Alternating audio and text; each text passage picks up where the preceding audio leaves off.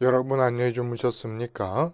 참 좋은 아침입니다. 우리 2016년 11월 8일 화요일 말씀으로 드리는 오늘의 번제 함께 합니다. 열왕기하 23장 1절에서 20절까지 같이 보겠습니다. 우리는 1절부터 7절까지만 같이 읽겠습니다. 시작. 왕이 보내 유다와 예루살렘의 모든 장로를 자기에게로 모으고 이에 왕이 여호와의 성전에 올라가매 유다 모든 사람과 예루살렘 주민과 제사장들과 선지자들과 모든 백성이 노소를 막론하고 다 왕과 함께 한지라. 왕이 여호와의 성전 안에서 발견한 언약책의 모든 말씀을 읽어 무리의 귀에 들리고 왕이 단 위에 서서 여호와 앞에서 언약을 세우되 마음을 다하고 뜻을 다하여 여호와께 순종하고 그의 계명과 법도와 율례를 지켜 이 책에 기록된 이 언약의 말씀을 이루게 하리라 하매 백성이 다 그 언약을 따르기로 하니라. 왕이 대제사장 힐기야와 모든 부제사장들과 문을 지킨 자들에게 명령하여 바알과 아세라와 하늘의 일월성신을 위하여 만든 모든 그릇들을 여호와의 성전에서 내다가 예루살렘 바깥 기드론 밭에서 불사르고 그것들의 재를 베델로 가져오게 하고 옛적에 유다 왕들이 세워서 유다 모든 성읍과 예루살렘 주위의 산당들에서 분향하며 우상을 섬기게 한 제사장들을 패하며 또 바알과 해와 달과 별대와 하늘의 모든 별에게 분향하는 자들을 패하고 또 여호와의 성전에서 아세라상을 내다가 예루살렘 바깥 기드론 시내로 가져다 거기에서 불사르고 빻아서 가루를 만들어 그 가루를 평민의 묘지에 뿌리고 또 여호와의 성전 가운데 남창에 집을 헐었으니 그곳은 여인이 아세라를 위하여 휘장을 짜는 처소였더라. 오늘 우리가 함께 읽은 이 말씀 중심으로 나 외에 다른 가치를 네게 두지 말라 라는 제목의 하나님 말씀 증거합니다. 나 외에 다른 가치를 네게 두지 말라. 이 말씀은 출애굽기 20장 3절 십계명의 첫 계명이죠. 너는 나 외에는 다른 신들을 네게 두지 말라라는 말씀을 신들이라고 하는 단어 대신에 가치라고 하는 단어를 바꾸어서 써본 겁니다. 나 외에 다른 가치를 네게 두지 말라. 오늘 본문과 연관지어서 십계명의 이 첫 계명을 우리가 좀 기억을 할 필요가 있어요. 왜냐하면 이 십계명 중에 제1계명에 대한 우리들의 그 습관적인 오해가 있기 때문에 이것이 우리 신앙생활에 정말 막중한 방해를 가져다 줍니다. 어떻게 보면은 신앙 오류의 핵심적인 이유라고 봐도 좋다 생각이 듭니다. 여기서 나 외에는 다른 신들을 네게 두지 말라라고 하는 이 말에서 다른 신들을 우리는 언뜻 이렇게 생각합니다. 이슬람이라고 하는 종교의 알라신이라든지 힌두교에 여러 신이 있습니다만은 유명한 시바신이라든지 이런 식으로 다른 종교의 신들을 언뜻 떠올리게 됩니다. 근데 다른 종교의 신들은 사실 신이 없잖아요. 그것은 제2계명에 속하게 됩니다. 그럼 제1계명을 바른 뜻으로 이해하려면 어떻게 해야 되느냐? 너는 나 외에는 다른 가치를 내게 두지 말라는 말씀이라는 겁니다. 이거 오해하면 안 된다는 거예요. 다른 가치를 내게 둘 때 그다음부터 나타나는 일이 제2계명에서 그만 우상숭배라든지 형상을 만들어 섬긴다든지 하는 것들로 나타나게 됩니다. 그리고 하나님의 이름을 망령되이 일컫게 되고 안식일도 지키지 않게 되고 그리고 그러한 다른 신을 섬기게 된 결과가 사람과의 관계에서 나타날 때 어떻게 나타납니까? 부모를 공경하지도 않고 살인하게 되고 그 살인이 주님께서는 뭐라고 하셨어요? 형제를 향하여 라가라 하는 자도 살인한 것이라고 말씀하지 않으셨습니까? 그런 의미에서 그 다음에 간음하고 도둑질하고 거짓말하고 이웃의 것을 탐내고 하는 모든 것들이 다른 신을 섬기게 된 결과로서의 열매라는 겁니다. 그러니까 사실은 십계명은 단 하나의 계명일 뿐이라고 봐도 좋지요. 여기서 그러면 이 제1계명에 다른 가치를 내게 두지 말라. 그래서 가치라는 것이 무엇인가? 모르는 분이 없겠습니다만은 뜻을 더 명확히 하기 위해서 한번 되살펴보면 사전에는 사물이 지니고 있는 쓸모, 납득이 가지요. 쓸모가 있는 것이 가치 있는 거다. 또 두 번째로 이렇게도 표현합니다. 대상이 인간과의 관계에 의하여 지니게 되는 중요성. 그러니까 예를 들어 나무다, 자연이다 그러면은 자연이 가치가 있는 것은 나와의 관계에서 그게 중요한 거 아니겠습니까? 이런 식으로 가치를 정의합니다만은 일상적인 체감 언어로 표현하면 우리가 체감 이렇게 몸으로 느낄 수 있는 그런 언어로 표현하자면 가치는 내 마음을 배부르게 하는 것입니다. 내 마음을 만족하게 하는 것이 가치예요. 나로 하여금 웃게 하는 것이 가치입니다. 나로 하여금 즐겁게 하는 것이 가치요. 행복하게 만드는 것이 가치입니다. 그러므로 나 외에 다른 가치를 내게 두지 말라라는 말씀은 무슨 뜻이냐면은 나 외에 다른 것으로 만족을 얻으려 하지 마라. 나 외에 다른 것으로 웃으려 하지 마라. 나 외에 다른 것으로 즐거워하려 하지 마라. 그러니까 우린 이런 얘기합니다. 직장 생활을 즐겁게 한다. 부부 생활을 즐겁게 한다. 학창 시절을 즐겁게 보낸다. 아주 바람직한 거로 여기잖아요. 이게 다른 신을 섬기고 있는 겁니다.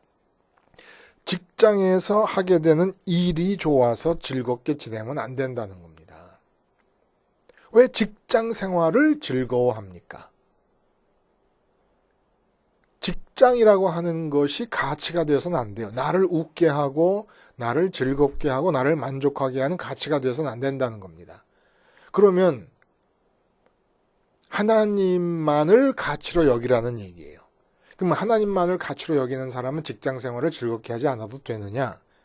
하나님만으로 만족한 사람이, 하나님으로 즐거운 사람이 그 하나님으로 인한 기쁨과 만족과 즐거움의 연장선상에서 직장에서 일을 하는 겁니다.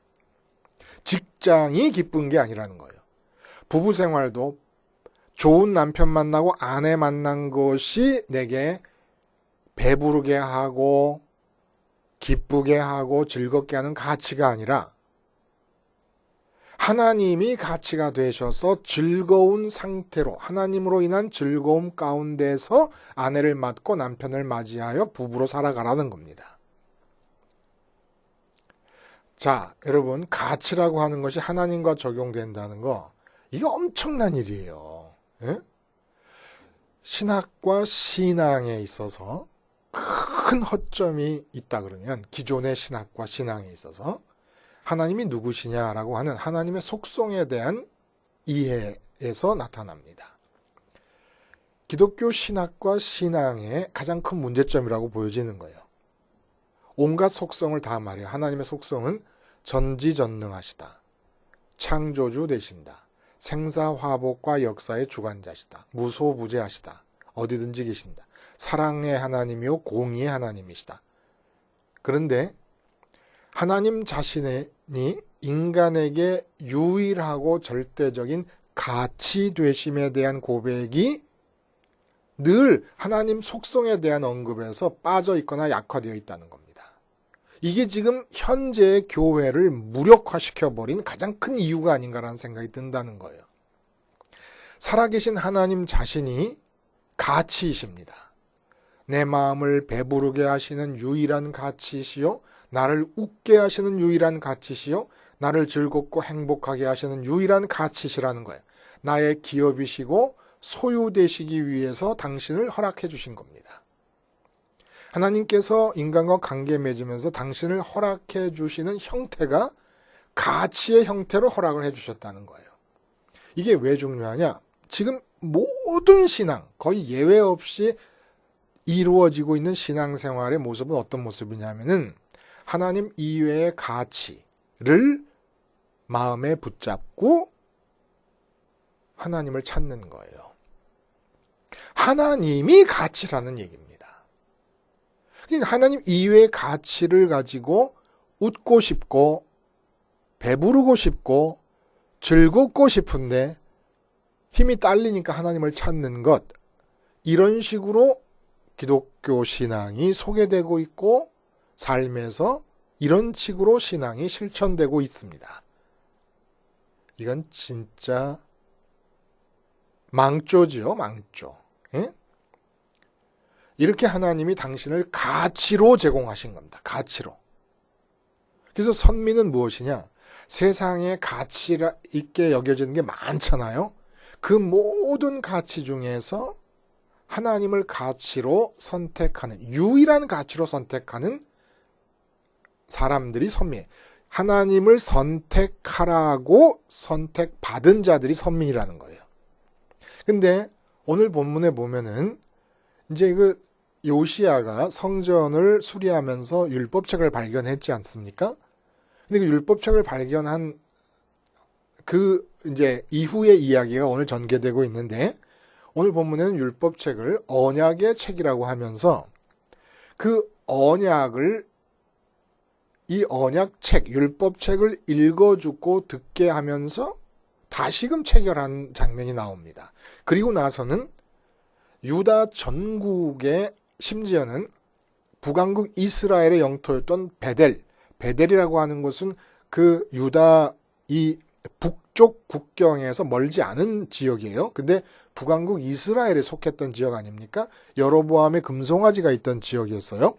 그 베델의 여로보암의 금송아지까지, 그 산당까지도 전방위적으로 모든 우상 숭배를 아예 근절을 시켜버리는 이야기가 나오고 있다는 겁니다. 이 이야기가 뜻하는 바가 뭐냐? 언약을 체결하고 전방위적인 우상 회파의 개혁운동이 일어났다라고 하는 사실이 뜻하는 바가 뭐냐? 왜 이 뜻하는 바가 이렇게 소중하냐? 뜻하는 바가 뭐긴 뭐야? 늘 하던 건데 뭐. 개혁하는 왕들은 우상을 타파하고 아니면 우상을 뭐 세우거나 섬기고.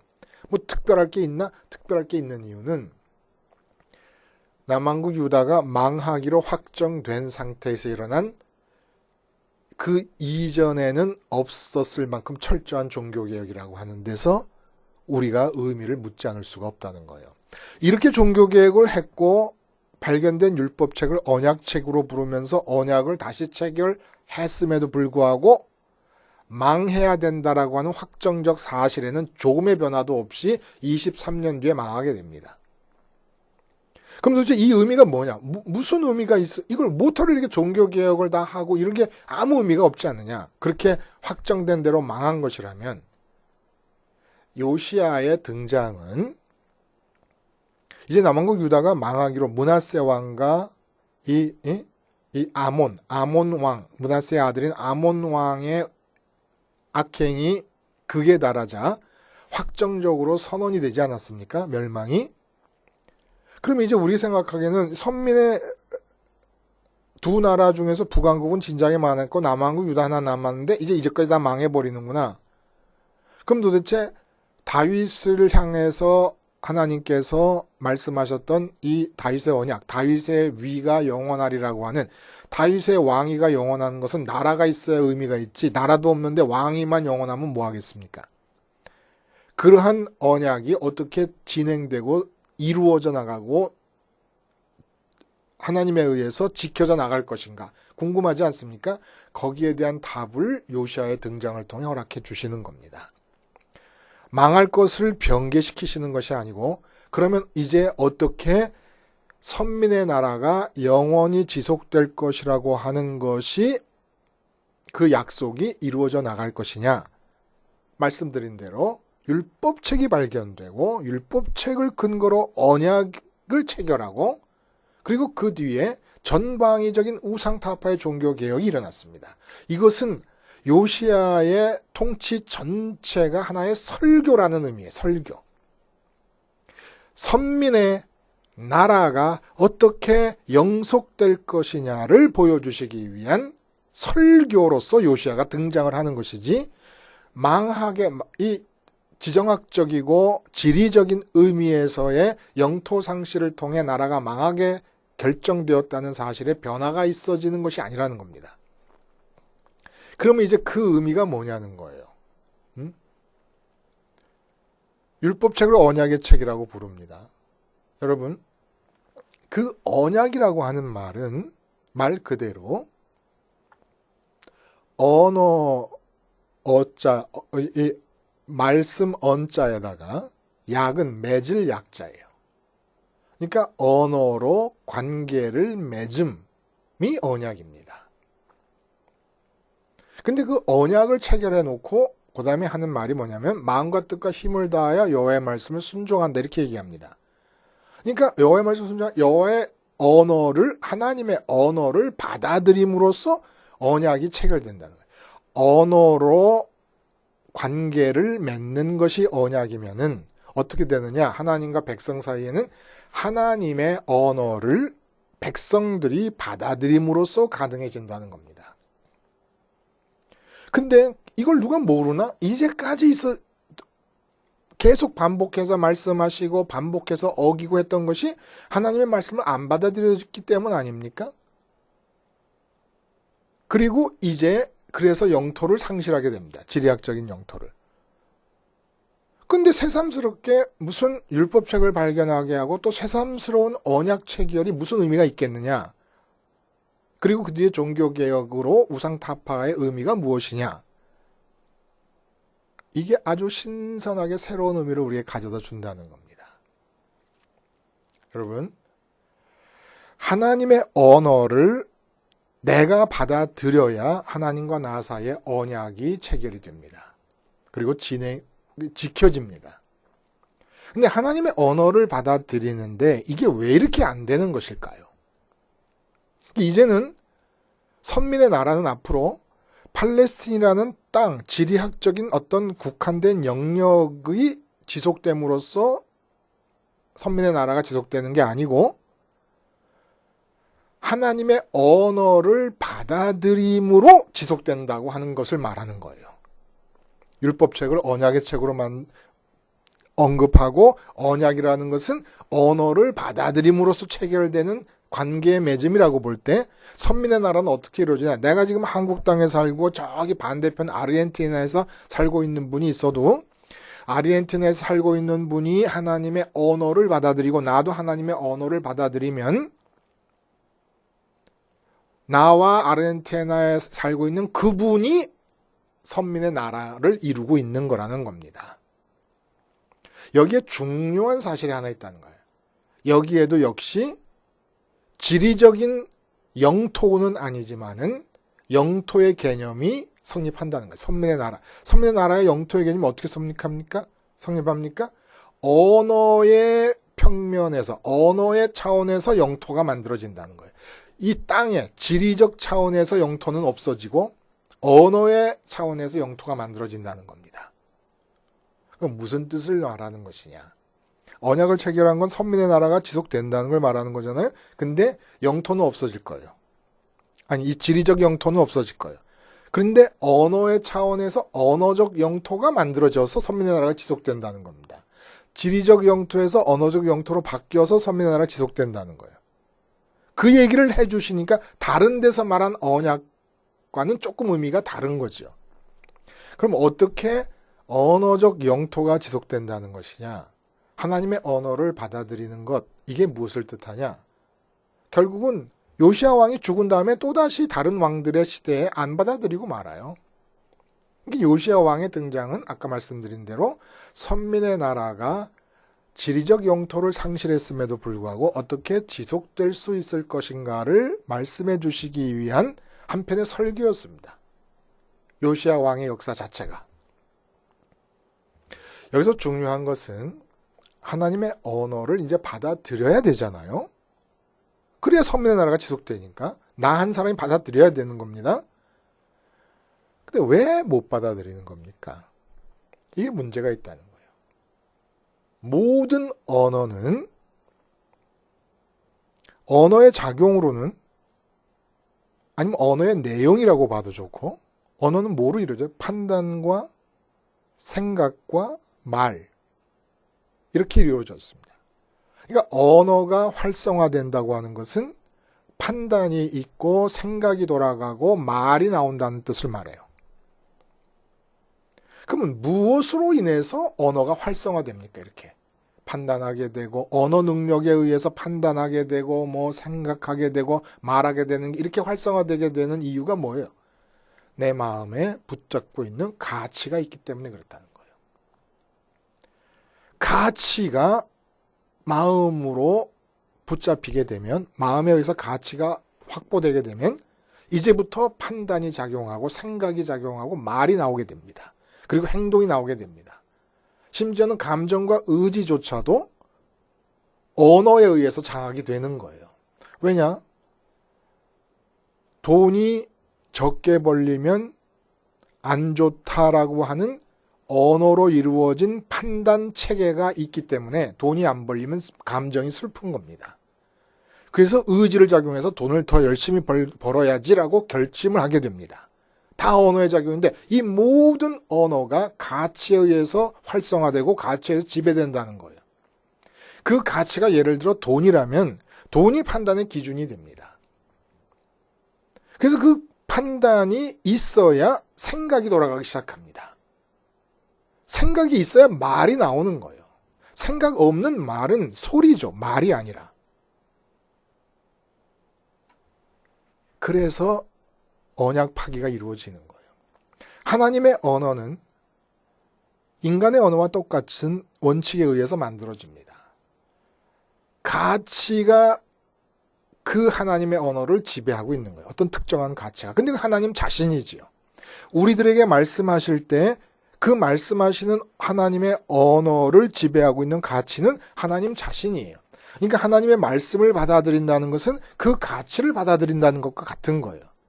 근데 나는 지금 하나님은 당신 자신이 내게 기쁨을 주고 웃게 하고 행복을 주는 유일한 가치로 결정하시고 그 가치에 의해서 지배되는 언어로 우리에게 말씀을 하고 계시는데 그 말씀을 받아들여야 되는 내 마음속에는 돈이 가치고 가족이 가치고 나라가 가치고 내 건강 장수가 가치고 내가 높은 주위에 올라가는 게 가치고 이렇게 돼버리면 서로 다른 가치가 언어를 주고받은 가운데 충돌을 일으키게 됩니다.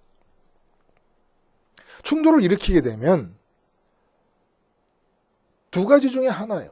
내가 마음에 붙잡은 가치를 포기하든지 하나님의 언어를 지배하고 있는 가치를 받아들이든지. 그래서 기가 막힌 사실은 하나님의 언어를 받아들이는 가운데 이미 내 마음속에 하나님 이외의 가치를 붙잡고 있으면서 받아들일 때 어떤 일이 일어납니까? 하나님 믿으면 잘 살 수 있다. 이따위가 돼버리는 겁니다. 하나님 믿으면 건강 장수 부귀 영화를 누릴 수 있다. 이거 돼버리는 거예요.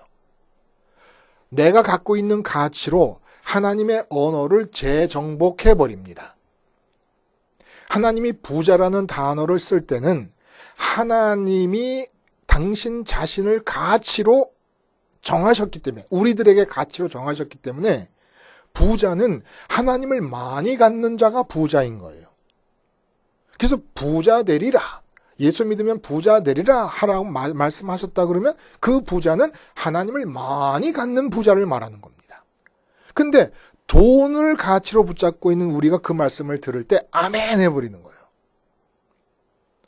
돈 많은 부자로 언어를 내용을 뒤바꿔버리고 하나님의 언어를 정복해버립니다. 그래서 제가 큐티가 위험하다고 말씀드린데 거기 이유가 있는 겁니다.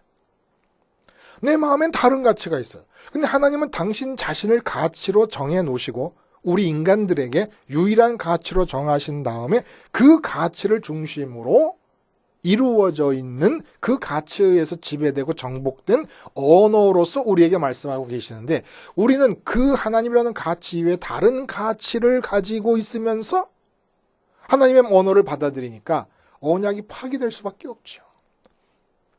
제1계명에서 결정되는 겁니다. 나 외에 다른 신을 두지 말라. 나 외에 다른 가치를 두지 말라. 나 외에 다른 것으로 우스려 하지 마라. 나 외에 다른 것으로 기뻐하려 하지 마라. 나 외에 다른 것으로 만족을 얻으려 하지 마라. 만약에 너희가 나 외에 다른 것으로 기뻐하려 할 때, 다른 가치를 붙잡게 되면 반드시 나타나는 일이 있는데, 다른 신을 섬기게 될 것이다. 그리고 행복을 위한 다른 길을 찾게 될 것이다. 뭐 예를 들어 요즘식으로 말하면 자기개발이라든지 등등의 길을 찾게 될 것이다. 그리고 다른 신을 섬기는 이유가 다른 가치를 가졌기 때문인데, 하나님의 이를 망령되이 일컫는다는 것은 무슨 뜻이냐? 마음에 하나님이라는 가치 말고 다른 가치를 붙잡고 있으면서 여호와 하나님의 이름을 부르는 겁니다. 이게 망령되이 일컫는다는 거예요. 웃기는 자녀의 형통으로 웃을 준비가 되어 있어요. 그러면서 하나님의 이름을 불러요. 그래서 하나님이 자녀를 형통하게 해주면 내가 웃으리라. 하나님 때문에 웃는 게 아니라 하나님이 자녀를 형통하게 해주심으로 웃는 거잖아요. 그러면 가치가 자녀의 형통이죠. 그래서 아브라함에게 자식을 번제로 바치라 그런 거예요.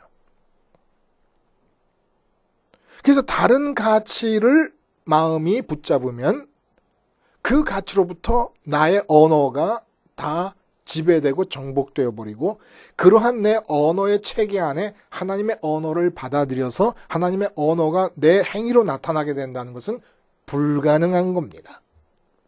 있을 수가 없는 일이라는 거예요.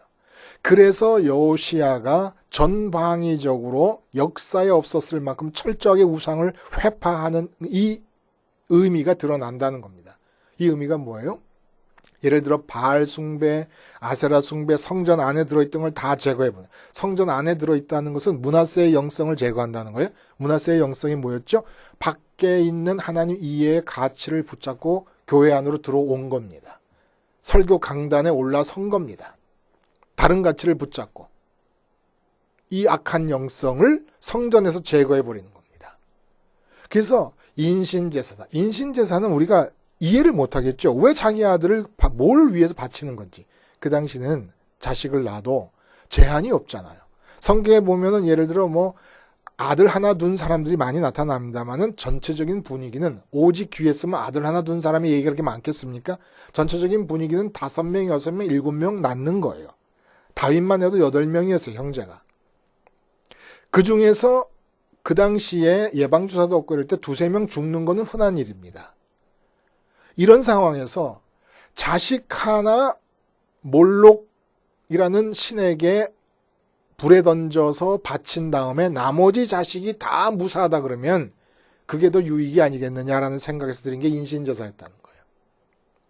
그래서 요시야의 종교개혁이 전방위적으로 일어났다는 것은 무슨 뜻이냐면은, 예를 들어 바알과 아세라 같은 것은 풍요와 다산하니, 요즘 말하면 돈 많이 벌고 싶다, 하는 일이 부응하면 좋겠다 라고 하는 것을 가치로 붙잡았을 때 여러 가지 방법을 동원하잖아요. 그 요즘 여러 가지 방법을 동원해서 풍요와 다산을 이루려고 하는 그것이 그때는 바알과 아세라 숭배로 나타났던 겁니다. 자녀의 형통이 인신제사로 나타나가지. 자녀의 형통이라는 가치를 붙잡을 때. 땅의 안정이 일월성신을 붙잡은 거로, 땅의 안정이라는 가치를 붙잡을 때 일월성신의 방편을 채택한 겁니다. 그러므로 하나님 외에 다른 가치를 붙잡고 그것을 성취하는 방법으로서 우상숭배가 등장하는 겁니다. 근데 이걸 다 부셨다는 얘기는 무슨 얘기냐? 이런 것과 똑같은 거예요. 내가 지금 돈을 벌고 싶은데 그 사람한테 와가지고 뭐라 하냐면, 돈을 벌고 싶어? 그러나 어떡하냐? 돈을 벌 수 있는 방법이 아무것도 없다. 이렇게 얘기하는 것이 요시야 종교개혁의 의미라는 거예요. 자식의 형통을 원하느냐? 자식의 형통이라는 가치를 붙잡고 있느냐? 근데 어떡하지? 자식의 형통을 이룰 수 있는 길이 아무것도 없다. 그러므로 하나님 이외의 가치를 붙잡고 있는 사람에게 그 가치를 성취하기 위한 모든 길을 원천봉쇄한다는 의미가 있다는 겁니다. 이게 바로 뭐로 나타납니까? 십자가의 생활화를 통해서 오늘도 요시야의 종교개혁이 재현됨을 뜻하는 거예요. 내가 다른 가치를 마음에 붙잡고 그 가치를 성취함으로 웃고 싶고 배부르고 싶고 행복하고 싶을 때마다 십자가를 바라보면 뭐라고 말씀하고 계시냐? 네가 세상 가치를 붙잡고 있는 한 그것을 통해 웃을 수 있는 지점에 도달할 수 있는 길은 원천 봉쇄되어 있다는 것을 십자가가 말씀하고 계시는 겁니다. 그래서라도 아무것도 붙잡아 봐야 이룰 수 있는 길이 없음이 십자가에서 말씀되고 선포되고 있기 때문에 요시야 종교개혁이 십자가를 통해서 선언되고 있기 때문에 어쩔 수 없어서라도 하늘을 향할 수밖에 없게 만드는 사건이 십자가 사건이라는 겁니다. 절대적이고 유일하게 하나님이 인간에게 있어서 웃게 만들고 기쁘게 만드는 유일한 가치로 당신 자신을 정하신 하나님께로 향하게 하기 위해서 다른 가치를 붙잡았을 때 이룰 수 있는 길이 원천 봉쇄되는 의미의 행위가 요시야의 종교개혁이었고 그것이 바로 십자가의 생활화를 통해서 오늘도 끊임없이 우리에게 개혁적으로 반복되며 발생하는 사건이라는 겁니다. 나 외에 다른 가치를 내게 두지 말라. 이 한 계명을 지킬 수 있으면 어떻게? 십자가 생활화를 통해서 하나님의 모든 말씀이 내가 지키는 것이 아니라 지켜지고 있음을 여러분들이 발견하게 될 수 있을 겁니다. 기도하시겠습니다. 하나님 아버지, 십자가 생활화로 유전죄로 인해 끊임없이 마음이 붙잡는 다른 가치들에 대한 죽음이 온전히 수행될 수 있게 해 주시옵소서. 예수님의 이름으로 기도하옵나이다. 아멘.